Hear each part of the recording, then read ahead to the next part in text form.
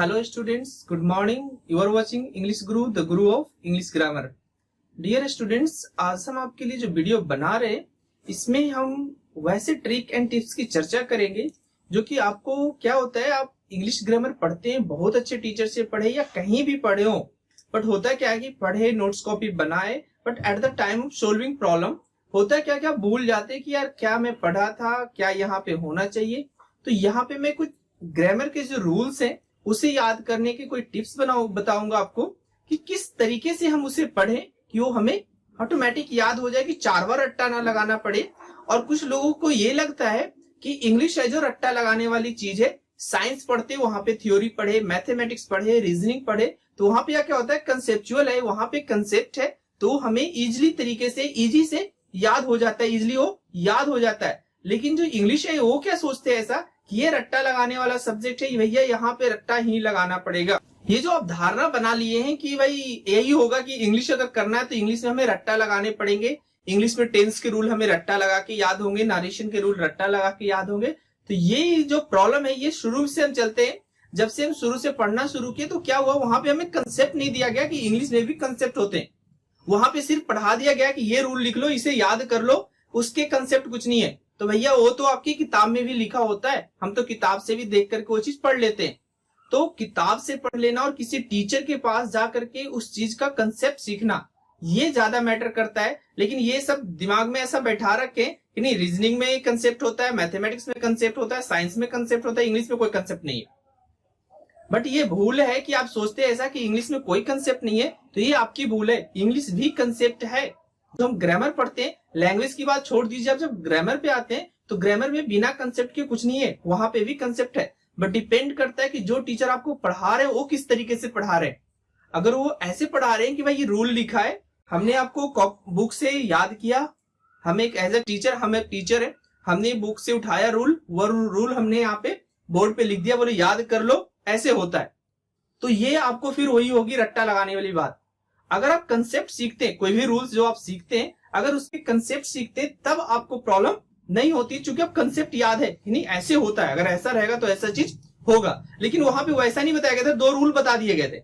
अगर एक दो रूल जो है एक दूसरे से रिलेटेड है तो वहां पे आपको क्या होगा कि अगर रिलेशन करके आपको बता दिया जाए, दोनों का कंसेप्ट दे दिया जाए, तो आप इजिली याद कर लेते हैं। लेकिन अगर ऐसा कह दिया जाए कि नहीं जी 2 रूल है, दोनों को याद कर लेना, ये कहता है, ये कहता है, तब आपको वहां पे दिक्कत होती है जब आप सॉल्व करते हो प्रॉब्लम। और जो बैंकिंग एसएससी की एग्जामिनेशन होती है वहां पे इंग्लिश तो ऐसा होता है कि मैथमेटिक्स में आउट ऑफ 50 आ जाती है, कोई दिक्कत नहीं, रीजनिंग में भी आ जाती है। इंग्लिश में ऐसा होता है कि 10 नंबर 5 नंबर भी लाना मुश्किल हो जाता है। तो वही है कि रट्टा लगाने वाले आप पढ़े हो, अगर आपकी टीचर की गलती हो सकती है, आपकी गलती हो सकती है कि आपको कंसेप्ट कैसा दिया गया है। तो यहाँ पे हम कुछ कंसेप्ट आपको बताने जा रहे हैं, सोचिए और हमें कमेंट के थ्रू बताइएगा कि क्या आपने ऐसा पढ़ा था। जो भी हम लाइन बाय लाइन बताने जा रहे हैं यहाँ पे, तो आपको बस देखना है कि हम किस तरीके से बता रहे हैं। आपने बहुत अच्छे टीचर के पास पढ़ा, प्रोफेसर के पास पढ़ा, क्या वो इस तरीके से आपको पढ़ाए, क्या इस तरह का कंसेप्ट उन्होंने आपको दिया, फिर भी अगर याद नहीं होता है तब थोड़ी बहुत गड़बड़ी आपके साथ भी हो सकती है। बट पहले हम कंसेप्ट देखेंगे कि जो टीचर होता है वो अगर स्टूडेंट्स के लिए कुछ दे रहा है, स्टूडेंट को कुछ दे रहा है, तो ऐसा होना चाहिए कि उसी किताब खोल के दोबारा पढ़ने की जरूरत नहीं होती है। हमेशा मुझे कमेंट्स ऐसे मिलते हैं, सर कुछ बुक पढ़ा दीजिए, कुछ बुक बता दीजिए। भैया बुक बताने से कुछ नहीं होगा, हम ग्रामर की बुक आपको बता दें, आप सोल्विंग, आप पेपर सोल्व कीजिए, उसके लिए बुक है। लेकिन आप अगर ग्रामर पढ़ते, अगर हम आपको पढ़ा रहे हैं और फिर भी आपको ग्रामर की बुक लेके पढ़नी पड़ रही है, तो it means I am not a good teacher. मैं अच्छा टीचर हो ही नहीं सकता हूं, कभी नहीं हो सकता हूं कि हमने आपको जो चीज पढ़ाया उसी चीज के लिए मैं बोला कि ग्रामर की बुक खरीद के पढ़ो। क्यों पढ़ो? जब हम आपको इंग्लिश ग्रामर पढ़ा दिए हैं तो ये गलत हो जाता है कि हम आपको ग्रामर पढ़ा दिए और फिर बोले ग्रामर की किताब लेकर के पढ़ो। नहीं, आप उससे रिलेटेड प्रॉब्लम की बुक लो, उसे बनाओ। टीचर को यह होना चाहिए कि हमसे पूछा भी जाता है कि सर कुछ हमें बता दीजिए कि कौन सी बुक ग्रामर की पढ़े, कौन सी ना पढ़े। तो क्यों ग्रामर की बुक पढ़े? अगर आप हमारे चैनल के सब्सक्राइबर हैं तो हमने जितने वीडियो डाले, अगर आप एक बार पूरा वीडियो अच्छे से देखें, मे भी कुछ आपको लग रहा होगा कि मिसअंडरस्टैंडिंग है, वहां पे आप हमसे कमेंट के थ्रू कर सकते हैं। कभी लाइव सेशन हो तो उसमें भी आप उसको डिस्कस कर सकते हैं। लेकिन बात मेन टीचर की आती है यहाँ पे कि अगर हमने आपको इंग्लिश पढ़ाया तो अगर आप नहीं समझ पाए या हम आपको नहीं समझा पाए और आपको बोले कि किताब ले लीजिएगा, वहां से ये चीज मिल जाएगा तो फिर हमारे पढ़ाने का कोई फायदा नहीं हुआ। हम यहाँ पे वीडियो इसलिए बना रहे कि हमारे पास जो कंसेप्ट है वो कंसेप्ट मैं आपको दे सकूं। हमें ऐसा लगता है कि हम जो कंसेप्ट देना चाहते हैं, हम जो कंसेप्ट देते आ रहे हैं, ठीक है, वो कंसेप्ट बिल्कुल दूसरे से हटके। बहुत से वीडियो में ऐसा नहीं है कि मैं इंग्लिश यहाँ पे पढ़ा रहा हूँ, यूट्यूब पे हमारा चैनल है, हमने यूट्यूब पे वीडियो डालना शुरू किया है तो मैं दूसरे के वीडियो नहीं देखता हूं मैं ये देखता हूं कि वो किस तरीके से पढ़ा रहे, ठीक है।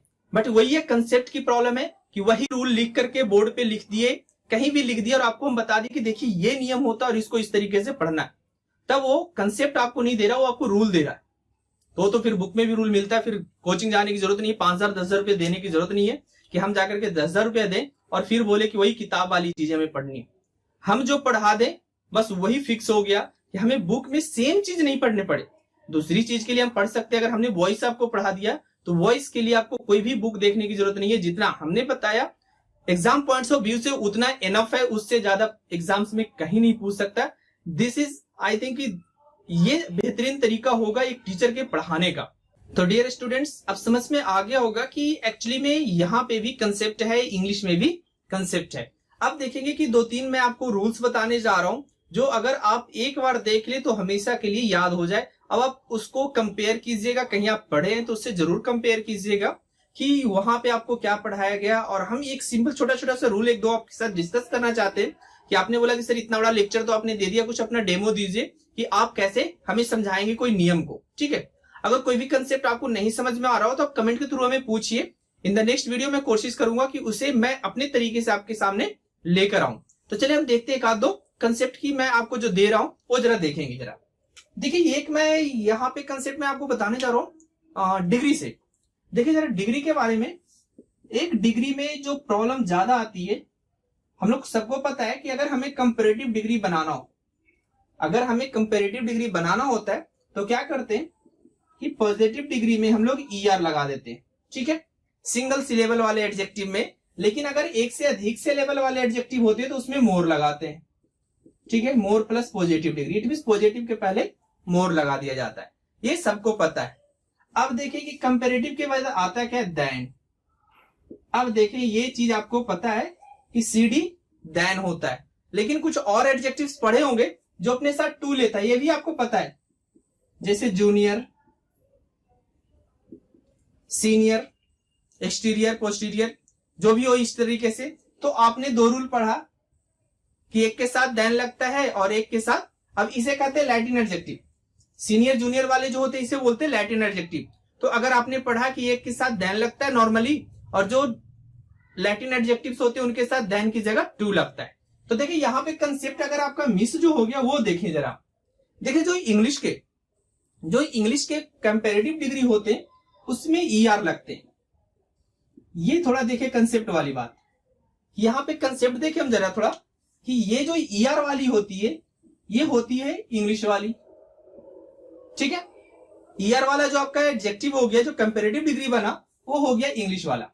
अब देखिए OR, ये जो लैटिन वाला पढ़ते हैं इसमें OR लगा होता है कंपैरेटिव डिग्री के अंत में। तो देखिए अगर हम ऐसा पढ़ ले कि जिस एडजेक्टिव के अंत में ER लगा करके कंपैरेटिव बनाया जाता है उसके साथ देन आता है, और वैसे कंपैरेटिव जिनके अंत में OR लगा हो, एक में ER लगाते हैं हम लोग और एक OR लगा होता है, इट मींस उसे बनाया नहीं जाता, ऑटोमेटिक बना होता है, OR लगा हो तो उसके साथ टू लगता है।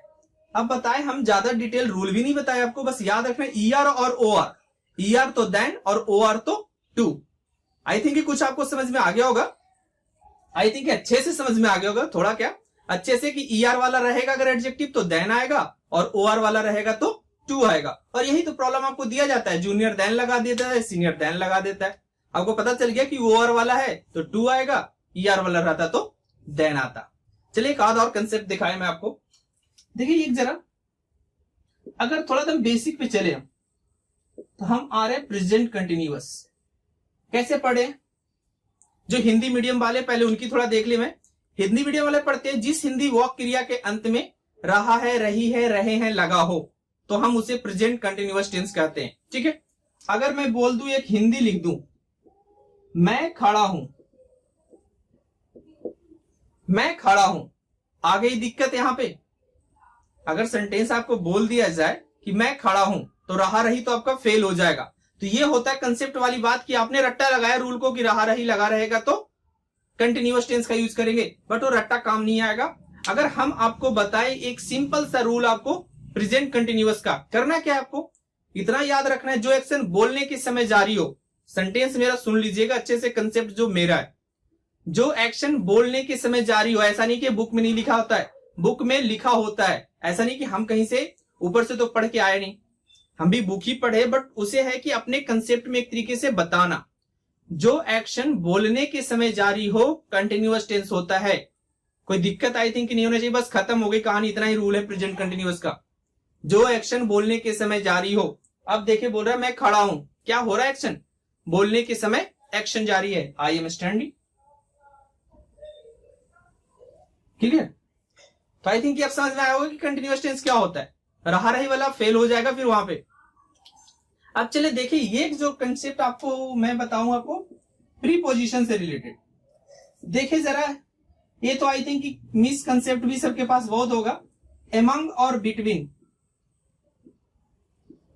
एमंग और बिटवीन में कहां यूज करते हैं कहां नहीं यूज करते हैं, जस्ट ये जो अभी मैं बोल रहा हूं इसके बाद आप इतना ही वॉच करने के बाद वीडियो में कमेंट करके बताइएगा कि सर किसके साथ क्या लगता है, बाद में तो मैं डिटेल बताने वाला हूं आपको।